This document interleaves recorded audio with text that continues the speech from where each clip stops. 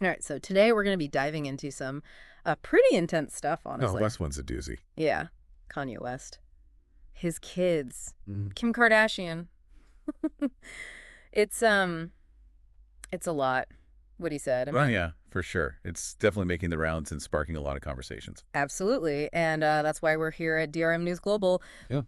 to unpack it all and try to Break it down. break it down, figure out what's going on. So we've got this interview Kanye did with DJ Academics. Right. And he's saying some pretty surprising things about having kids with Kim. Yeah, no doubt about that. I mean, to put it lightly. Yeah. I mean, regret is a strong word. It is. And he didn't shy away from using it. No, he did not. Not at all. And the divorce was finalized back in November 2022. Yeah. But obviously things are still Oh, yeah. very much Co-parenting's never easy. never easy, especially not when you're, Especially not in the public eye. yeah, under a microscope like this. Right. Every move scrutinized. Exactly. So, yeah, we're going to be looking at what Kanye said, specifically about his feelings about having children with Kim, Right. his concerns about their names and public image, Yeah. and the whole environment they're growing up in. Yeah. Like, what does he think is the best way for them to be raised? That kind of thing. Exactly. His vision versus, what he's seeing. And this is something a lot of parents probably deal with to some extent. Well, of course, yeah. Behind closed doors, But rarely do you see it. played out on a global stage like this. Yeah. So let's start with the regret thing. Okay, yeah. Yeah. I mean, right off the bat in the interview, Academics sort of teases this idea that, people might be like, hey, you chose to be with her, right? Mhm. And Kanye's response was so immediate. He was like, absolutely, I did. That was my fault. No, that was my fault. Like, there was no hesitation. Wow. And then he went on to say, quote him directly here. He said, I didn't want to have children with this person after the first 2 months of being with them, but that wasn't God's plan. I mean, that's heavy stuff right there. It is. And it makes you wonder, like, how do you even process that, if Yeah. you're Kim or even the kids? Right. I mean, 4 kids later, Yeah. Yeah. what does that even mean? And I mean, look, a lot of couples probably have those moments of doubt at some point, but Oh, sure. Yeah. I mean, but to say it out loud like that, especially when you're Kanye West. yeah, it's huge. And this interview was posted on X, formerly Twitter, on March 30th. So this is Very recent. it's all very fresh. Oh, yeah. And you can't help but see it, I think, in the context of all the other stuff going on between them. Definitely. I mean, the timing is, It's sus, right? it is, yeah.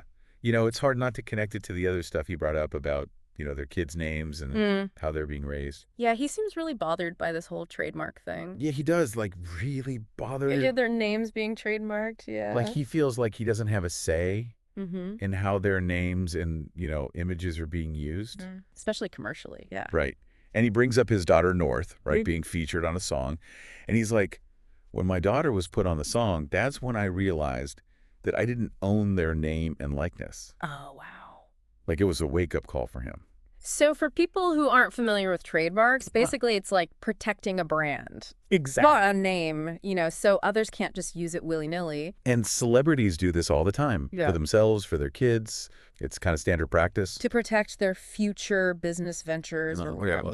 And you can see why they'd want to do that. Right. But in this case, it's created this, rift. this whole legal battle, basically. And Kanye's argument is basically like, I'm a co-parent. Right. I'm a public figure myself. I deserve to have an equal say. At least 50-50 ownership, he said. Yeah. And it's interesting because it raises this question of, what does joint custody actually mean? Yeah. Legally speaking, joint custody means you share the decision-making. Right. About raising the kids. Education, healthcare, that kind of stuff. Exactly. But this trademark thing, this is intellectual property. Different ballgame. Completely different legal framework. So even though they have joint custody, he feels like he's being shut out. On this very specific issue. Which is huge for him, clearly. I mean, it's their names. Yeah. Their identities. And Kim did respond, at least according to these texts Kanye shared. Right. And she basically says, look, I trademarked North's name, but it's going to her when she turns 18. Right. So her perspective is more like, this is about protecting my daughter's future. Future earnings and all that. Right. It's an investment in her future. But Kanye sees it differently, clearly. Oh, absolutely. He sees it as a power move. Like he's being excluded. From these decisions. And this ties into his broader feelings about the Kardashians in general, right? Yeah. He doesn't mince words. He does not. He said straight up. He says, this white woman and this white family have the control of these highly influential black kids that are half the kids of ye. Yeah.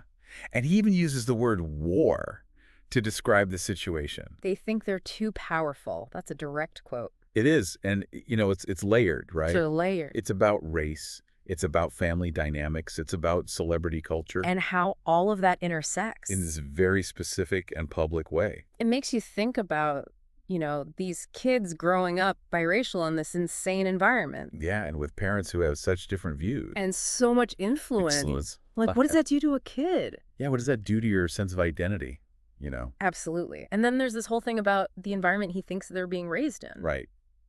He's not happy with it. He's not at all. He criticizes Kim's motives, basically saying she's more concerned with fame and clout than with what's actually best for the kids. He said, I'm willing to die for my children than to allow them to be in this environment that I know they're in. I mean, Very extreme. It's a lot. And regardless of whether you agree with him or not, you got to acknowledge that level of, he's not messing around. Yeah. He feels very strongly about this. It really does highlight how differently they see things. Yeah. Like, what does a healthy, appropriate upbringing even look like for them? And is there even a right answer when you're dealing with that level of fame and scrutiny? I mean, that's a whole other question, right? A whole other deep dive. It's like, even if you set aside all the personal drama, what's the psychological impact on kids? When their parents are fighting so publicly. Yeah. It's got to be tough. Okay, but we got to talk about the elephant in the room here, right? Right. The interview itself. Yeah. We can't just ignore the context. We can't just take these statements at face value. Because the reports coming out about this interview are describing it as, wildly offensive. Unhinged. Those are the words being used. Right. And just visual. He was wearing a KKK uniform. Throughout the entire interview. Yeah, a black KKK uniform. I mean, it's hard to even process that. You can't just separate that imagery from the words, Absolutely not. It casts a shadow over everything else. It does. And it's deeply offensive to many. To say the least. So that's already a lot to unpack. And then there's the other stuff he said, like defending Diddy. Yeah. Who's facing some serious accusations right now. He also brought up some of his old posts on X. The stuff about Jay-Z's kids and Virgil Abloh. Right. And then he just comes out and says, I'm evil. I'm an evil person. I mean, it's just, like, what do you even do with that? This makes you wonder about his state of mind. Yeah, is this a cry for help? Is he just trying to provoke a reaction? It's hard to say. It's really hard to say. And then there's this whole thing about the kids and music. Right. North and her music. Kanye's opposed to her working with Playboy Cardi. Didn't want her on that song with Diddy either. Right. So again, it's this question of control. And influence. What are they exposed to? And what message does that send? And it's not just music. There was that incident with Kim ending a visit. Because Andrew Tate might have been there? Yeah. The guy's facing some serious charges, and Kim's not having it. Obviously, that's a whole other can of worms. Right. But it shows how differently they approach risk. Who their kids are exposed to. Right. Their values. And on top of all this, we're hearing that Kanye's inner circle is distancing themselves. His agent, Daniel McCartney, reportedly cut ties with him. Because of his harmful and hateful remarks. Direct quote. So it's not just fans and the media reacting to this? This is his professional life falling apart. Which tells you something. That people who know him well are very concerned. Concerned enough to walk away. Which is a big deal. And then there's his current marriage. Right.